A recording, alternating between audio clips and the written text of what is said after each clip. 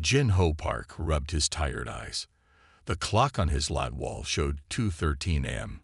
He should have gone home hours ago, but the gene sequencing results were too important to wait until morning.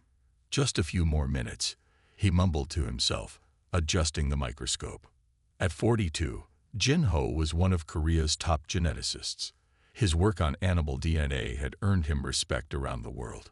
Tonight, he was close to a breakthrough on how cheetah muscles worked so efficiently. The silence of the lab broke when all the screens suddenly turned blue. Then came a loud alarm that made Jin-Ho jump. "Emergency broadcast. This is not a drill," announced a voice from the ceiling speakers. Jin-Ho frowned. Emergency broadcasts were rare. The last one had been for the tsunami warning 3 years ago.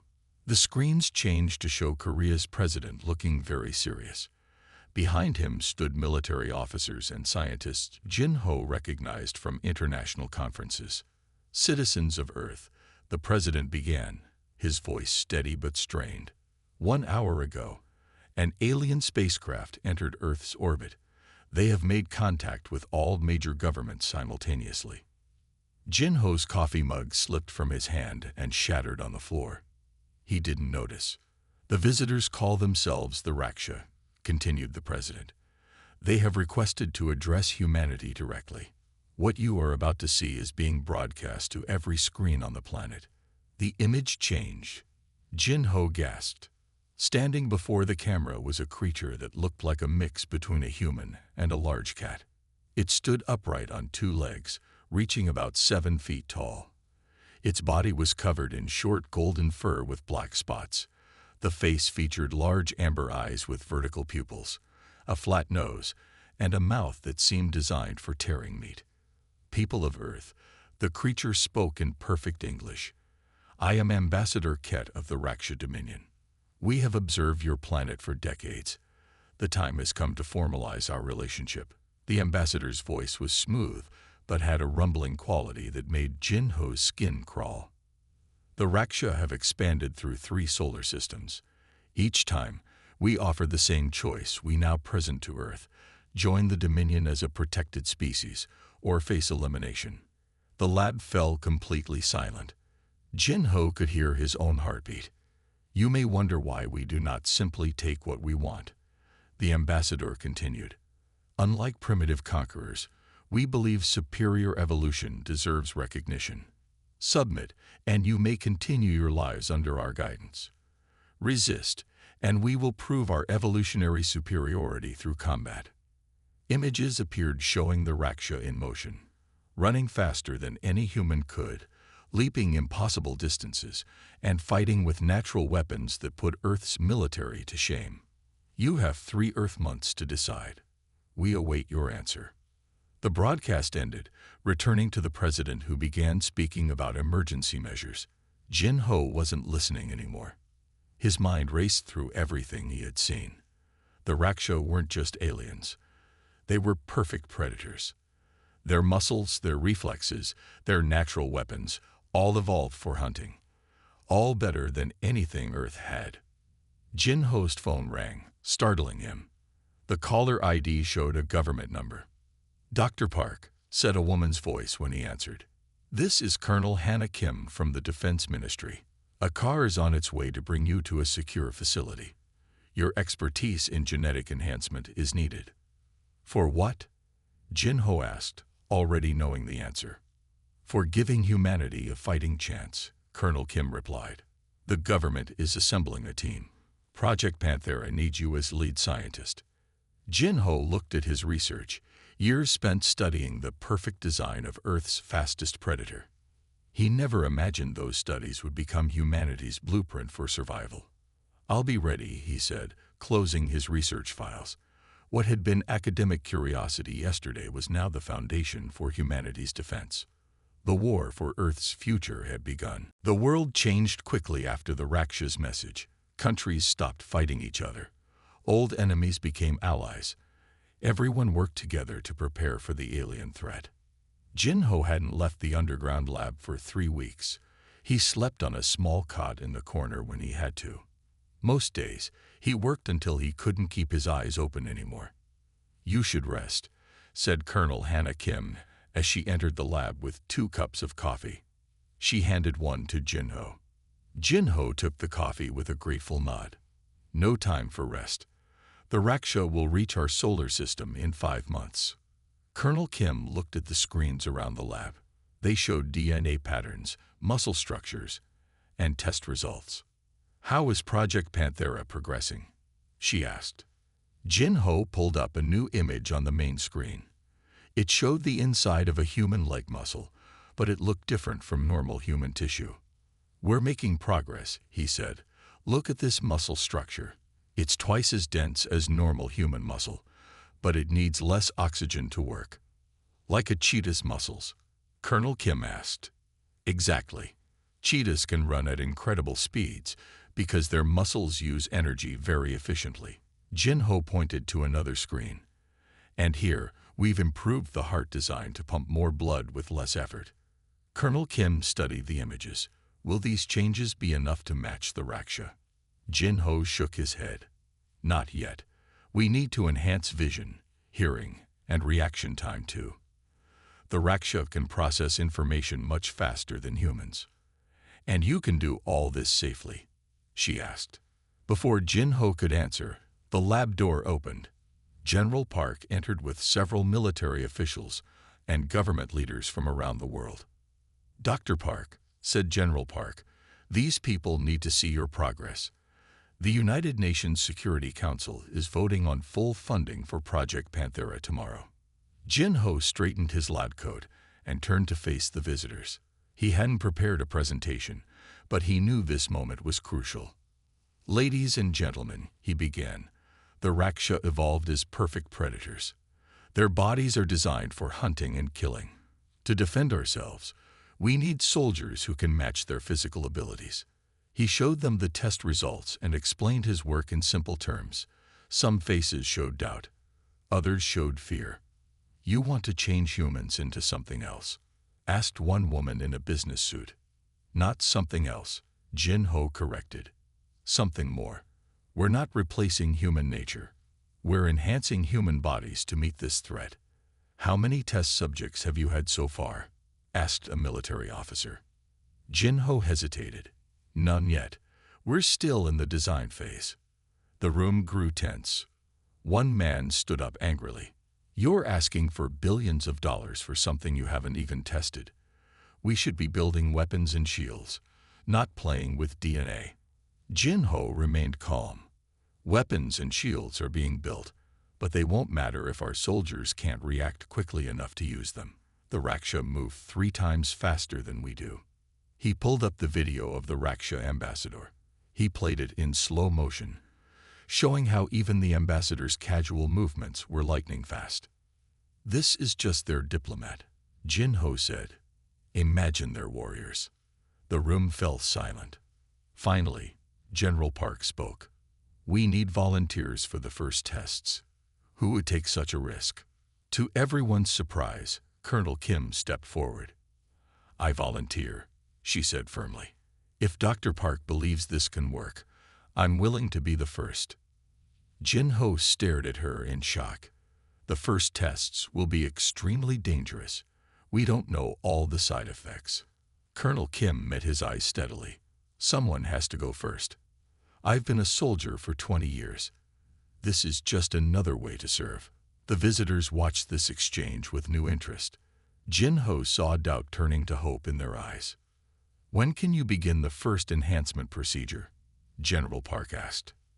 Jin-ho looked at Colonel Kim, who nodded confidently. "1 month," he answered. "We'll be ready in 1 month." "This is wrong, and you know it," Dr. Dae-jung Lee said, his voice rising as he faced Jin-ho across the lab table. Jin-ho sighed. These arguments with Dae-jung were happening more often as Project Panthera progressed. "We've been over this. The volunteers know the risks," Jin-ho replied. Dae-jung pointed to the medical pod where their first test subject was sleeping. Inside was Du-yeon, a former Special Forces soldier who had volunteered first for the enhancement procedure. "Do they understand what they'll become? Not just stronger or faster, but something different?" Dae-jung asked. We're changing what it means to be human. Jin-Ho put down his tablet. We're not changing their minds or their souls, just their bodies. The Raksha are 3 months away from Earth. What's your alternative? Before Dae-jung could answer, a medical alarm sounded. Both scientists rushed to the pod where Do-yeon was waking up, 2 days earlier than expected. His metabolism is running at twice the normal rate, Jin-Ho said, checking the monitors. Heart rate stable but fast. Brain activity is incredible. The pod lid opened automatically. Do-yeon's eyes fluttered open. They were still human in shape, but the irises had changed from dark brown to a gold color with enlarged pupils. Dr. Park. Do-yeon's voice was raspy from disuse. How long was I out? 8 days, Jin-Ho answered, helping him sit up. How do you feel? Do-yeon looked at his hands, turning them slowly. Different. Like my skin is too tight. And I can hear things. The air conditioning 3 rooms away. Someone brewing coffee down the hall. Jin-Ho nodded. The enhancements to your senses are working. Can you try standing? Do-yeon swung his legs over the edge of the pod. With careful movements, he stood up. Then, faster than Jin-Ho's eyes could follow, Do-yeon was suddenly across the room. Sorry, Do-yeon said, looking surprised at himself. I just thought about moving. And it happened. Dae-jung stepped back, fear showing on his face. Your muscle response time is at least 3 times normal human capacity. Do-yeon walked to a mirror on the wall. His face was still his own, but his body had changed. He was leaner, his muscles more defined. When he moved, there was a grace that hadn't been there before. What am I? He asked quietly. Jin-Ho approached him slowly. You're still Do-yeon, still human. We've just helped you evolve to meet our greatest threat. Am I a weapon now? A war machine? Do-yeon asked, still staring at his reflection. No, Jin-Ho said firmly, giving Dae-jung a pointed look. You're a volunteer soldier with new capabilities. What you do with those capabilities is still your choice. Do-yeon turned suddenly, his enhanced hearing picking up something. Someone's coming. Many people. Running. The lab door burst open. Colonel Kim entered with 6 armed guards who raised their weapons at Do-yeon. Stand down, Jin-Ho shouted, stepping between them and Do-yeon. He's in control. Is he? Colonel Kim asked, eyes narrowed. Our sensors showed he moved at 40 miles per hour across this room. The Raksha advance fleet was detected passing Mars yesterday. We need to know if he's combat ready. He just woke up, Jin-Ho protested. He needs time to adjust. Do-yeon stepped forward, moving slowly and deliberately. It's okay, Dr. Park. This is why I volunteered. He faced Colonel Kim. I'm ready for whatever tests you need me to perform. As they led Do-yeon away, Dae-jung approached Jin-Ho. You told him he's still human. Was that the truth or a comforting lie? Jin-Ho watched through the window as Do-yeon easily lifted a weight that would challenge 3 normal men. Both, maybe, Jin-Ho admitted. But making him feel like a weapon or an experiment won't help anyone. He needs purpose beyond war, or we're no better than the Raksha. And the others?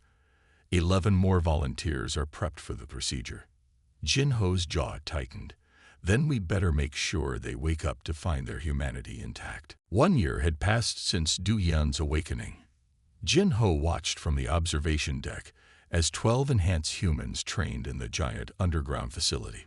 They're getting faster, said Sun Mi-kang, the military officer assigned to train the enhanced squadron. Her stern face rarely showed emotion, but today she looked impressed. Below them, the squad was running an obstacle course. They moved with incredible speed and grace, their bodies blurring as they jumped over walls and swung across gaps. Their movements reminded Jin-Ho of cheetas he had studied in Africa, powerful, efficient, and beautiful. Jae-hoon broke his own record again, Sun Mi said, pointing to the tall man leading the group. Tahi and Minho are close behind. The others are improving daily.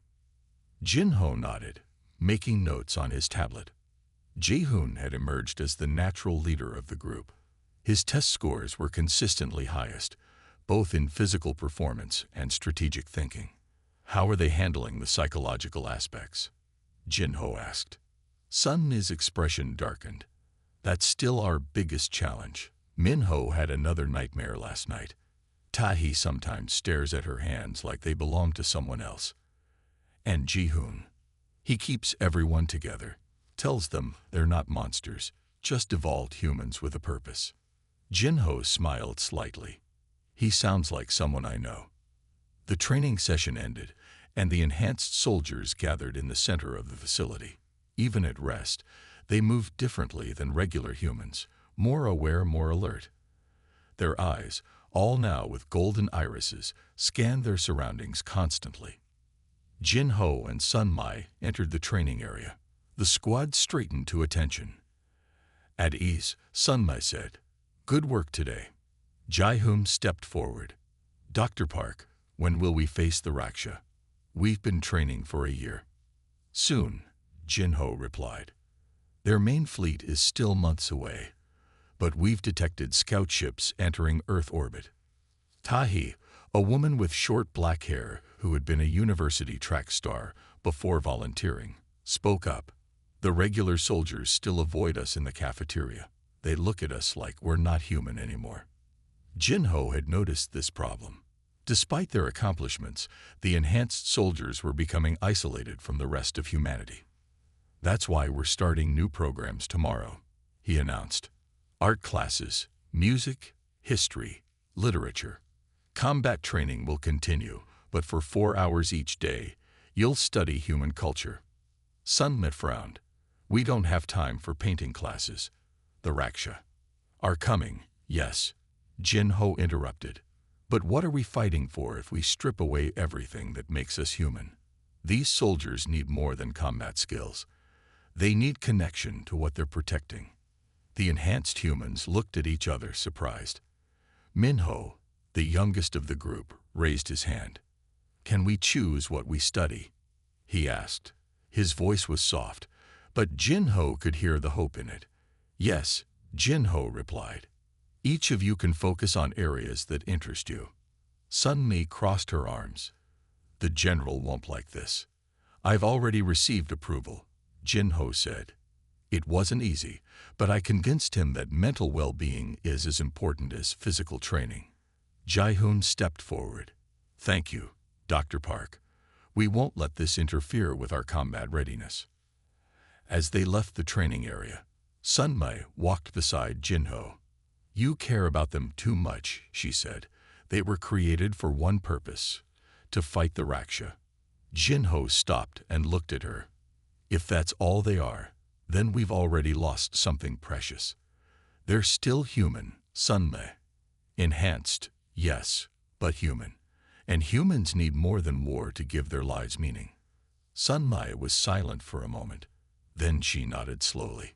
"I'll help with the cultural program," she said quietly. "Maybe I can teach them traditional Korean music.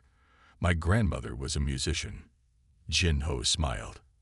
"I think they'd like that very much." Red warning lights filled the command center. Jinho rushed in to find Colonel Kim and General Park standing over a holographic display of Mars. "What's happening?" Jinho asked. "The Raksha have attacked our Mars colony," Colonel Kim said, her face grim. 300 scientists and miners are trapped in the main habitat dome. The Raksha breached the outer defenses 20 minutes ago." Jinho watched the display show red dots moving with frightening speed through the colony buildings. "Regular troops?" he asked. General Park shook his head. "They were overwhelmed in the first 5 minutes. The Raksha moved too fast for conventional soldiers to target effectively." Jinho took a deep breath. "It's time to deploy the squadron." "Already preparing," Colonel Kim said. "Transport leaves in 30 minutes." Jinho straightened his lab coat. "I'm going with them." "Absolutely not," General Park said firmly. "You're too valuable to risk. I need to observe them in actual combat. Jin-ho insisted. And if any are injured, I'm the best qualified to treat them. After a brief argument, they reluctantly agreed. Jin-ho hurried to the launch bay where the enhanced squad was preparing. They wore lightweight body armor specially designed for their abilities, colored dark blue with black spots, a design Tahi had suggested. Dr. Park. Jae-hoon looked surprised. You're coming with us. Medical support, Jin-ho explained, showing his kit. And observation. The flight to Mars took 4 hours in the military's fastest spacecraft. During the journey, Jin-ho noticed how calm the enhanced soldiers were. They weren't nervous like regular troops before battle. They were focused, alert, ready. They landed a mile from the colony. Sun Mai, who led the mission, gathered them for final instructions. Our priority is evacuating the colonists, she said. Engage the Raksha only when necessary to protect civilians. The squad moved out, running across the Martian surface at speeds that would have been impossible for normal humans in the low gravity. Jin-ho followed in a rover with the medical equipment. At the colony entrance, Sun Mi divided them into 3 teams. Ji-hoon would lead the main rescue operation. Tahi's team would create a diversion. Min-ho's group would secure the evacuation route. Jin-ho watched from the command rover as they entered the colony. Through their body cameras, he saw the destruction the Raksha had caused. Bodies of security personnel lay where they had fallen. The enhanced soldiers moved through the corridors swiftly but carefully. Tahi's team encountered the first Raksha warriors, 3 tall, feline aliens armed with energy weapons and natural claws. What happened next amazed Jin-ho.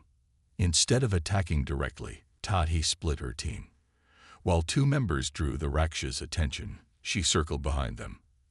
When the aliens focused on her teammates, Tahi used the colony's fire suppression system to fill the corridor with foam, blinding the Raksha temporarily. They can't see through the foam, she reported. Their heat vision is blocked. This was information they hadn't known before, a weakness discovered through creative thinking. In another section, Jae-hoon found the main group of colonists hiding in a sealed lab. As he worked to free them, 4 Raksha attacked. The battle was intense, with both sides moving so fast that the cameras could barely track them. But where the Raksha fought with pure instinct and strength, Jae-hoon used strategy. He lured them into narrow spaces where their larger size became a disadvantage. He used tools from the lab as improvised weapons. And most importantly, he coordinated with the colonists, having them create distractions while he attacked. Within an hour, most colonists were safely aboard evacuation ships, but as they prepared to leave, an explosion rocked the colony. Min-ho's voice came over the radio, filled with pain. 2 down, he gasped. Ambushed at the north airlock. Need immediate assistance. Jin-ho grabbed his medical kit and rushed toward the coordinates. The first real battle with the Raksha had been a success, but at a cost he had feared from the beginning. The medical bay was quiet except for the soft beeping of monitors.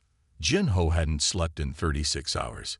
He sat between 2 medical pods where Yun-seo and Yun-ji, the injured enhanced soldiers, were healing. Their wounds would have killed normal humans. The Raksha had nearly torn Yun-seo's arm off. Yun-ji had 3 deep claw marks across her chest. But their enhanced bodies were fighting back in ways Jin-ho had never expected.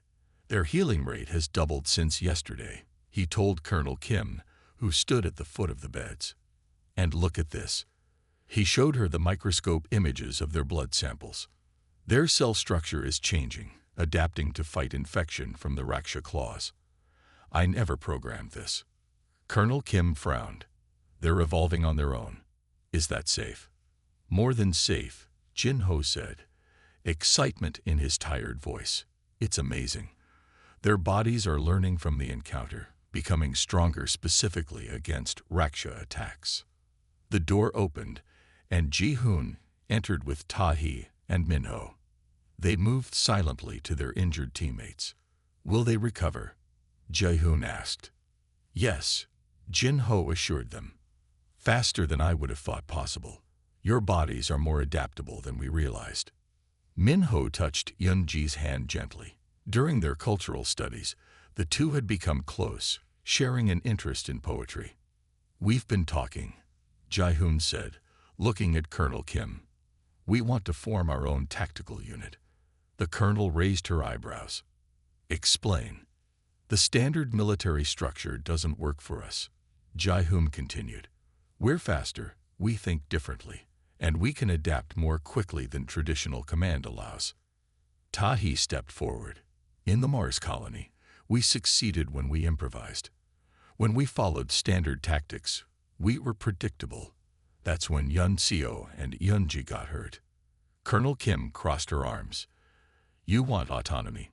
That's against every military protocol.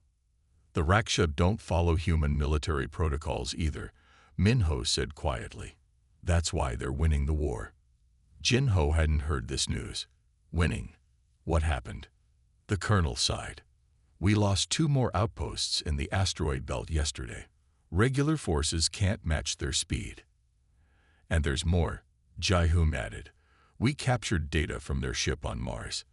They're creating their own enhanced warriors now, specifically designed to counter us. Jinho felt cold fear in his stomach. They're adapting to us.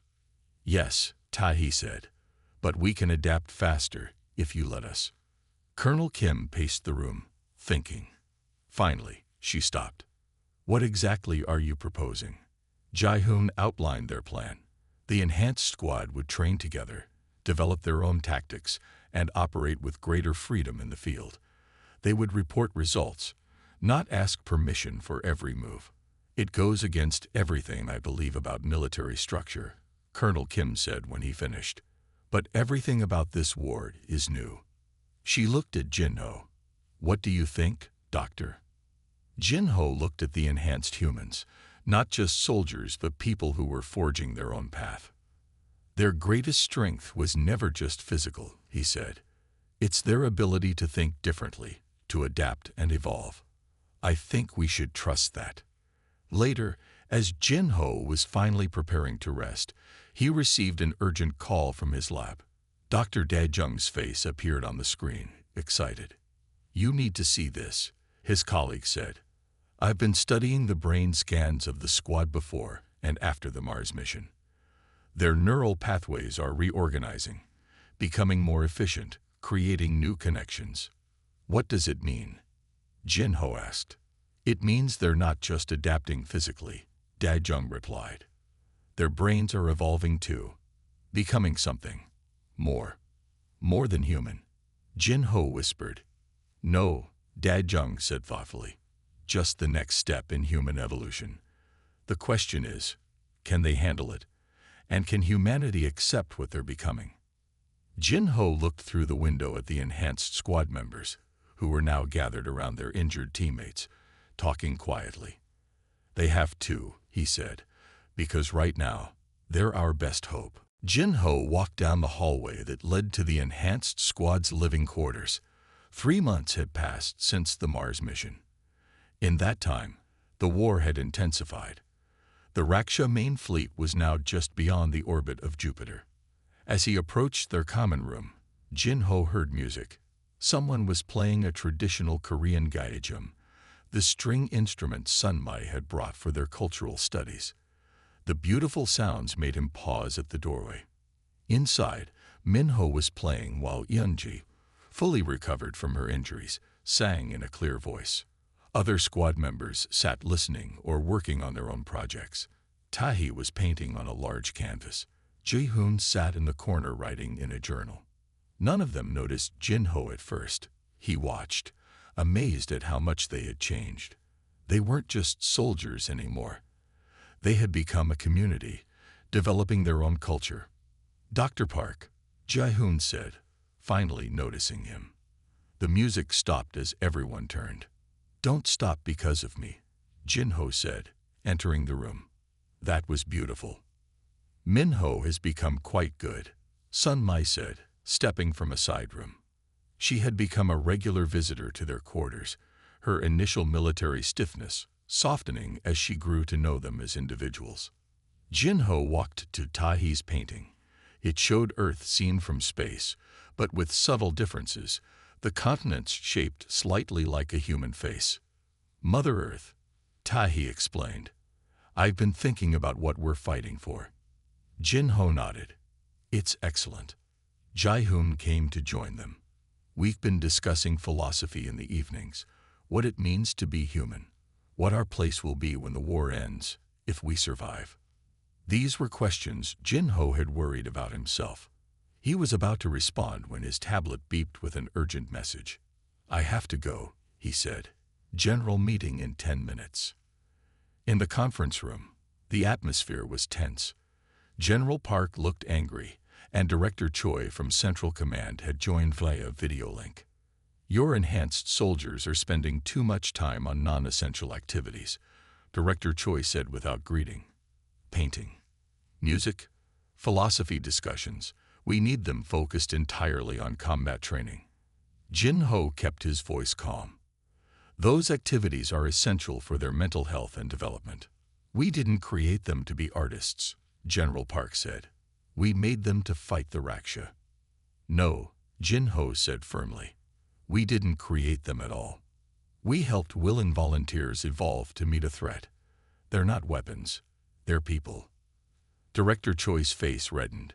People we invested billions in to win this war. Starting tomorrow, all cultural programs are suspended. 24-hour combat training.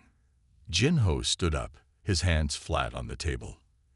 If you do that, you'll lose everything that makes them effective against the Raksha. Their creativity, their ability to think differently. That comes from embracing their humanity, not suppressing it. Dr. Park, General Park started. Listen to me, Jinho interrupted. The Rakshas see all life as merely evolutionary competition.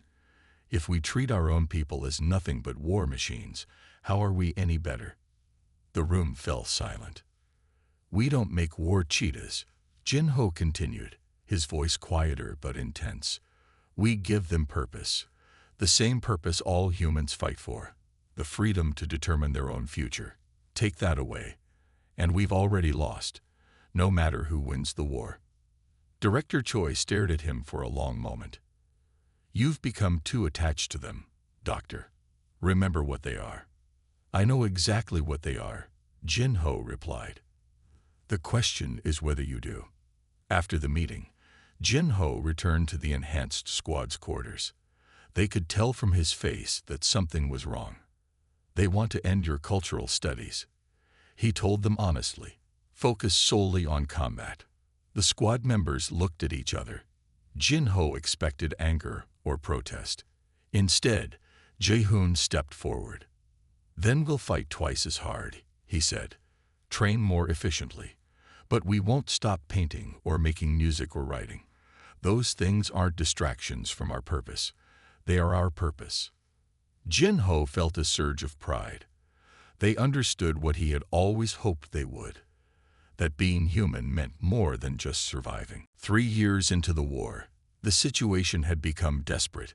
Earth's conventional forces were losing ground despite their best efforts. Only the enhanced squad had consistently succeeded in their missions against the Raksha. Jinho stood in the main strategy room with Colonel Kim, Sun Mai, and Ji-hoon, staring at the holographic display of the solar system. Red dots showed Raksha positions pushing closer to Earth each day. They've taken the moon base, Colonel Kim said grimly. Mars has fallen completely. They now control everything beyond Earth orbit. Sun Mi pointed to a large cluster of red near Jupiter. Their main fleet is gathering here. Intelligence suggests they're planning a final assault on Earth within 2 weeks. Jinho noticed Jaehoon was unusually quiet, studying the display with intense concentration. You have something to say? Jinho asked him. Jaehoon nodded slowly. The Raksha have sent us a message. They're proposing a decisive battle. This was news to Jinho. What kind of message? They want to meet our best warriors, meaning us, at their fleet staging area near Jupiter, Jaehoon explained. They say if we defeat them there, they'll leave the solar system. Colonel Kim scoffed. It's obviously a trap. Yes, Jae-hoon agreed, but also an opportunity. He waved his hand over the holographic display, zooming in on the Raksha flagship, a massive vessel at the center of their fleet. For 3 years, we've been fighting the Raksha as if this is just a physical war. But I've been studying them through all our encounters. They value evolution above all else. Their entire society is built on the idea that the strongest should dominate. Jin-ho began to understand. You're saying we need to challenge their beliefs, not just their warriors. Exactly, Jae-hoon said. We accept their challenge, but we fight our way, not with just strength and speed, but with what makes humans unique. He outlined his plan. A small team would infiltrate the Raksha flagship during the battle, but instead of trying to destroy it, they would establish direct communication with the Raksha leadership. This is madness, Colonel Kim protested. We should use our new fusion bombs to hit their fleet while they're gathered. And become like them. Jae-hoon asked quietly. If we win by pure destruction, how are we different from what we fight against? Jin-ho supported Jae-hoon's plan, though he recognized its dangers. The Raksha believe evolution rewards only the strongest predator. We need to show them that Earth evolved differently, that cooperation and understanding are evolutionary advantages too. After hours of debate, the plan was approved, though not without strong opposition. The enhanced squad would lead a small fleet to Jupiter, appearing to accept the Raksha challenge. During the battle, Jae-hoon and 3 others would board the flagship on what many considered a suicide mission. The night before they were to leave, Jin-ho found Jae-hoon alone in the training room, practicing movements so fast they blurred. You should be resting, Jin-ho said. Jae-hoon stopped and smiled slightly. I'll rest when we're done. Your plan is incredibly risky, Jin-ho said. The Raksha have never shown any interest in communication or compromise. Because no one has ever reached their leaders directly, Jae-hoon replied. They need to see that there's another way. Jin-ho studied the enhanced human who had become not just a soldier but a visionary leader. When I started Project Panthera, Jin-ho admitted, I feared I was creating weapons that would lose their humanity. Instead, you've become more human than many of us. Jae-hoon looked down at his hands, stronger, faster than any natural humans, but still human hands. You once told me we needed purpose beyond war, he said softly. I think our purpose might be to build a bridge between species, to show that evolution's greatest achievement isn't the perfect predator, but the perfect communicator. Jin-ho nodded, hoping deeply that Jae-hoon was right. Tomorrow they would discover if the Raksha could understand this most human of messages. The battle around Jupiter was chaos. Human ships darted between the much larger Raksha vessels. Explosions lit up the darkness of space. Jin-ho watched from the command ship, his heart racing as he followed the small tracker that showed Jae-hoon's team moving toward the Raksha flagship. They've breached the outer hull, Sunmai reported, her eyes fixed on the tactical display. Colonel Kim stood rigid beside them. The distraction is working. Our main fleet has the Raksha's attention. On a separate screen, they could see through the body cameras of Jae-hoon's team, him, Tae-hee, Min-ho, and Eunji. The 4 enhanced humans moved through the alien ship with incredible speed, avoiding most of the Raksha warriors. We're approaching what appears to be the central chamber. Jae-hoon's voice came through the speakers. Jin-ho leaned closer to the screen. Remember, this isn't about defeating them physically. It's about making them understand. We know, Jae-hoon replied softly. We're ready. The team reached a massive door guarded by 6 huge Raksha warriors. What followed was a blur of motion as the enhanced humans engaged them. The fight was brief but intense. The Raksha were strong and vicious, but the humans were faster and fought as a perfect team. When the last guard fell, Jae-hoon placed the communication device they had brought on the door. It beeped as it translated the Raksha language and bypassed their security. The door slid open. Inside was a large chamber with a raised platform. 3 Rakshas stood there, larger than the others, with more elaborate markings on their fur. The leaders. "We come to speak," Jai-Hoon said, activating the translator device. The largest Rakshas stepped forward, towering over even the enhanced humans. "You fight well," it said through the translator. "But you have lost. Your species will serve or die." Jai-Hoon shook his head. "We offer another choice. Understanding." From his pack, he took several small objects and placed them on the floor. A painting by Tai, a recording device with Minho's music, a book of poetry written by the enhanced humans. The Raksha leader looked confused. "What is this?" "This is humanity," Jai-Hoon explained. "We don't just fight. We create. We connect. We find meaning beyond survival." He stepped closer to the Raksha, unarmed, a move so unexpected that the alien predators didn't attack. "Your people value evolution. So do we. But the pinnacle of evolution isn't the perfect killer. It's the species that can adapt without destruction, that can find common ground with others." The Raksha were silent, studying the strange offerings. "You created yourselves to fight us," the leader finally said. "You made yourselves more like us." "No," Jai-Hoon replied. "We adapted our bodies, but we kept our humanity. That's our strength."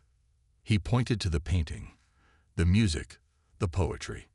"These were made by the same warriors who fought your guards. We can be both.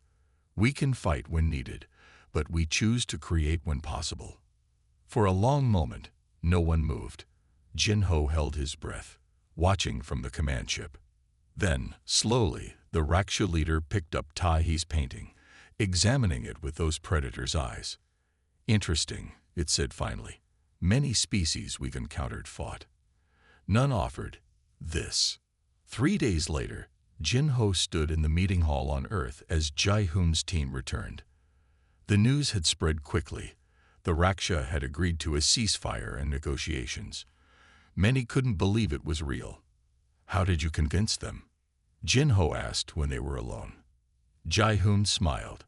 "We showed them that evolution has many paths, that cooperation can be as powerful as competition, that art and music and learning might be the true summit of development, not just teeth and claws."